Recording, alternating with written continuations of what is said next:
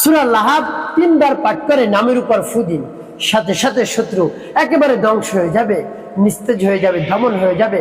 কোনোভাবেই আপনার ক্ষতি করতে পারবে না। প্রিয় ভাই বোনেরা, যতই কঠিন থেকে কঠিন শত্রু আপনার থাক না কেন, অনেক জনবল রয়েছে আপনার শত্রুর, অনেক শক্তি রয়েছে আপনার শত্রু, সেই শত্রুকে দমন করার জন্য, নিস্তেজ করার জন্য, শায়েস্তা করার জন্য আপনি এভাবে সূরা লাহাব 3 বার পাঠ করে নামের উপর ফু দিন। দেখবেন শত্রু একেবারে অস্থির হয়ে পড়বে। যতক্ষণ পর্যন্ত আপনার কাছে ক্ষমা না চায়, ততক্ষণ পর্যন্ত সে অস্থির হয়ে থাকবে, তার ভালো লাগবে না, সে কোনোভাবেই থাকতে পারবে না, নিজেকে নিয়ন্ত্রণ করতে পারবে না। তো প্রিয় ভাই বোনেরা, এই জন্য আপনি সেই সমস্যা সমাধান, তো প্রিয় ভাই বোনেরা, এই জন্য পরিপূর্ণ বিশ্বাস আস্থা নিয়ে সূরাটি পাঠ করে নামে ফু দিন, শত্রু দমন হয়ে যাবে, নিস্তেজ হয়ে যাবে। প্রিয় ভাই বোনেরা, দেখা যায় শত্রু আপনার জানের শত্রু, সম্পদের শত্রু, সম্মান নষ্ট করে শত্রু, চতুর্দিক থেকে আপনার ক্ষতি করে, ক্ষতি করেই যাচ্ছে, আপনি কিছুই করতে পারছেন না। এমন অবস্থায় শত্রুকে শায়েস্তা করার জন্য, একেবারে বশ করার জন্য, বাধ্য করার জন্য, দমন করার জন্য এভাবে আপনি আমলটি করুন, তাহলে আপনার শত্রু দমন হয়ে যাবে। দেখা যায় শত্রু আপনার বয়সে ছোট, কিন্তু আপনার নাম ধরে ধরে ডাকে, আপনার সম্মান নষ্ট হয়ে যায়। আপনি তো একজন সম্মানিত ব্যক্তি, ভালো ফ্যামিলি, উচ্চবংশীয়, কিন্তু আপনার শত্রুর কোনো মান সম্মান নেই। এই জন্য আপনি তার সাথে কথাও বলেন না, ভয় যে আমার মান সম্মান নষ্ট করে। আপনি মুখ বুঝে বুঝে সহ্য করে যাচ্ছেন, প্রতিবাদও জানাতে পারছেন না, কারোর মাধ্যমে বললেও পুরো পরিবারের উপর ক্ষতি করে। এই জন্য আপনি একেবারে চুপ হয়ে রয়েছেন। এখন আপনাকে চুপ থাকতে হবে না, আপনার শত্রু চুপ হয়ে যাবে, একবারে মুখ বন্ধ হয়ে যাবে আপনার ক্ষতি করতে। সে 10 বার ভাববে যে এই ক্ষতি তাকে করবো কি। প্রিয় ভাই বোনেরা, আপনাকে দেখেই পালায়ন করবে, অন্য রাস্তা নিয়ে চলে যাবে, আপনি একেবারে আনন্দিত হয়ে যাবেন। তো আমলটি কখন কিভাবে করবেন, কোন নিয়মে করবেন, আমলটি করে কিভাবে আপনি উপকৃত হন বলে দিচ্ছি। প্রিয় ভাই বোনেরা, বিস্তারিত জানার জন্য, আমলটি শিখে রাখার জন্য ভিডিওটি না টেনে না কেটে ধৈর্য এবং মনোযোগ সহকারে শেষ পর্যন্ত আপনি দেখতে থাকেন, তাহলে সঠিক নিয়মে আপনি আমলটি করতে পারবেন। আর যদি টেনে টেনে কেটে কেটে দেখেন, তাহলে অনেক জায়গা বাদ পড়ে যাবে, সঠিক নিয়মে আপনি আমলটি করতে পারবেন। প্রিয় ভাই বোনেরা, তাহলে চলুন কিভাবে আমলটি করতে হয় জেনে নেওয়া যায়। আমলটি করার ক্ষেত্রে শুরুতে যে কাজটি করতে হবে, আপনাকে শত্রুর নাম, শত্রুর মায়ের নাম আপনি একটি কাগজের মধ্যে লিখবেন, লিখে আপনার সামনে রাখবেন, লিখে রাখবেন। এরপর উত্তম রূপে পবিত্রতা অর্জন করে, উত্তম পোশাক পরিধান করে কিবলামুখে নির্জন একটি জায়গায় বসবেন, যেন কেউ আপনাকে ডিস্টার্ব না করে। বসে সর্বপ্রথম কি করবেন, জীবনের গুনার কথা স্মরণ করে ক্ষমা প্রার্থনা করবেন, হে আল্লাহ, জীবনের সমুদায় গুনাহ খাতাগুলো মাফ করে দিন। যত ধরনের গুনাহ করেছি, ছোট বড়, দিনে রাতে, প্রকাশ্যে গোপনে, সব গুনাহ মাফ করে দিয়ে অন্তরকে পাক পবিত্র বানিয়ে দিন। এরপরে 3 বার দুরূদ শরীফ পাঠ করবেন, সাল্লাল্লাহু আলাইহি ওয়াসাল্লাম, সাল্লাল্লাহু আলাইহি ওয়াসাল্লাম, সাল্লাল্লাহু আলাইহি ওয়াসাল্লাম। ইস্তিগফার দুরূদ শরীফ যখন পাঠ করা হয়ে যাবে, এরপর আপনি কি করবেন, সেই সূরা পাঠ করবেন। সূরা পাঠ করার পূর্বে রব্বে কারীমের কাছে বলবেন, আল্লাহ আমার আমলকে সময়কে কবুল করুন, আর যে সমস্যা সমাধানের জন্য আমি আমলটি করতেছি আপনি তো জানেন, সেই সমস্যা সমাধান করে দিন। এভাবে বলে তারপর সূরা পাঠ করবেন। আমি আপনাদেরকে সহিশুদ্ধ করে সূরা বলে দিচ্ছি, আপনি আমার দেখার নিয়ম অনুযায়ী একেবারে সহিশুদ্ধ করে সূরা পাঠ করবেন।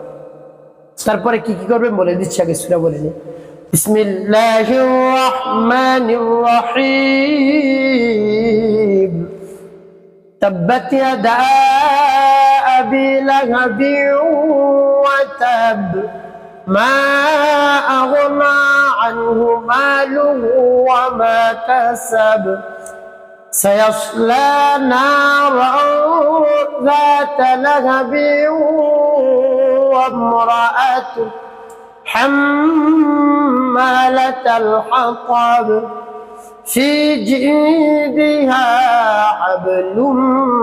من مسد। এবার যখন সূরাতুল লাহাব পাঠ করা হয়ে যাবে, নামের উপর একটু ফিরবেন, তারপর আপনি আবার পাঠ করবেন, বিসমিল্লাহির রাহমানির রহিম। تبت يدا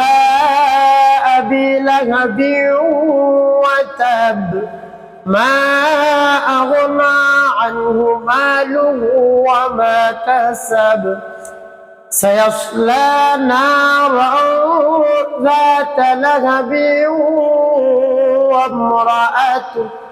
حمالة الحطب في جيدها حبل من مسد পাঠ করে আবার একটু তারপর আপনি মনে দরদ নিয়ে আবার পাঠ করবেন বিসমিল্লাহির রহমানির রহিম তাব্বাত ইয়াদা আবি লাহাবিন ওয়া তাব মা আগনা আনহু মালুহু ওয়া মা কাসাব سيصلى نارا ذات لهب وامرأته حمالة الحطب في جيدها حبل من مسد শেষ আবার একটু ফু দিবেন নামের উপর প্রিয় ভাই বোনেরা তবে তিনবার পাঠ করে তিনটি ফুই দিবেন এরপর আপনি পাঠ করবেন নবীজি সাল্লাল্লাহু আলাইহি ওয়াসাল্লাম মহব্বত নিয়ে ভালোবাসা নিয়ে أصبر درود إبراهيم اللهم صل على محمد وعلى آل محمد كما صليت على إبراهيم وعلى آل إبراهيم إنك حميد مجيد اللهم بارك على محمد وعلى آل محمد كما باركت على إبراهيم وعلى آل إبراهيم إنك حميد اللهم صل على محمد وعلى آل محمد كما صليت على إبراهيم وعلى آل إبراهيم إنك حميد مجيد اللهم بارك على محمد وعلى آل محمد كما باركت على إبراهيم وعلى آل إبراهيم إنك حميد اللهم صل على محمد وعلى آل محمد كما صليت على إبراهيم وعلى آل إبراهيم إنك حميد مجيد اللهم بارك على محمد وعلى آل محمد كما باركت على إبراهيم وعلى آل إبراهيم إنك حميد اللهم صل على محمد وعلى آل محمد كما صليت على إبراهيم وعلى آل إبراهيم إنك حميد مجيد اللهم بارك على محمد وعلى آل محمد كما باركت على إبراهيم وعلى آل إبراهيم إنك حميد اللهم صل على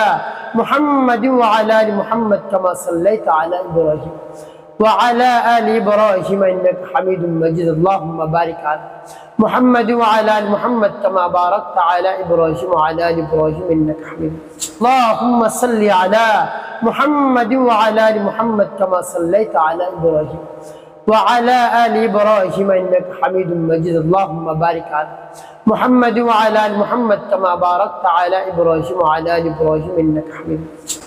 এভাবে যখন দুরূদ ইব্রাহিম পাঠ করে যাবেন নামের উপর দুটি ফু দিবেন প্রিয় ভাই বোন আপনার আমলটি করা শেষ কাগজে যে নাম লিখলেন এই নাম আপনি কি করবেন এই কাগজ কি করবেন আপনি মাটির নিচে পুঁতে রাখবেন কিছু মাটি খনন করে পুঁতে রাখবেন বা পুড়িয়ে ফেলতে পারেন তবে মাটির নিচে পুঁতে রাখলে ভালো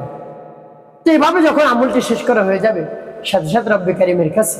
দোয়া মোনাজাত করবেন বলবেন আল্লাহ রাব্বুল আলামিন আল্লাহ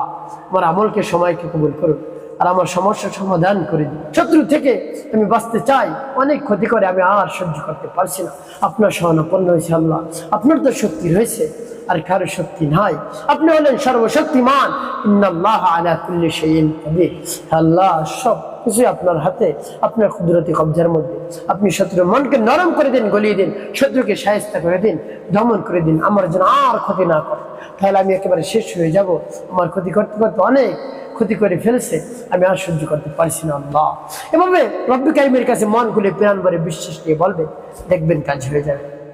আল্লাহ রাব্বুল আলামিন অবশ্যই আপনার দোয়া দরখাস্ত কবুল করবেন একটি কাজ আপনাকে করতে হবে পাঁচ ওয়াক্ত নামাজ আদায় করতে হবে কোনোভাবেই নামাজ ছাড়া যাবে না মিথ্যা কথা বলা যাবে না মানুষের ক্ষতি করা যাবে না মানুষের কল্যাণে কাজ করবে অবশ্যই আপনার জীবন সুখময় হবে শান্তিপূর্ণ হবে ইনশাআল্লাহ।